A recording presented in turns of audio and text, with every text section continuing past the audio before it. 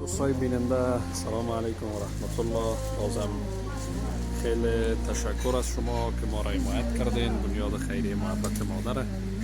امروز ما در روز جمعه هستیم و در این روز تلاش کردیم که از طرف بنیاد خیریه محبت مادر مقدار اندک از خیرات و صدقات شما را برای هموطنان عزیز ما در افغانستان برسانیم و از شما هم خیلی تشکر که ما را همکاری کردین، همراهی کردین. انشالله تلاش بکنین که این همکاری های شما ادامه پیدا بکنه و ما بتانیم که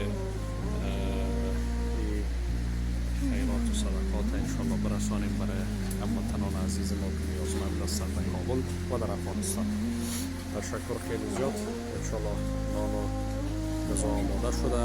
ما به خیر حرکت میکنیم که ایره برای نیازمندان برسانیم. شما هم همراه ما باشین، مطیع ویدیو را تماشا بکنین، ببینین انشالله عزیزایی که برشان نان میرسه شما مطمئن شوین.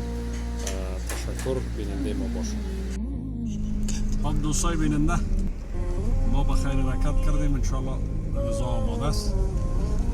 به خیر تلاش میکنیم که بسیار به صورت درست و خوبتر همه خیرات و صدقات برای نیازمندان انشالله توزیع بکنیم. با ما باشید.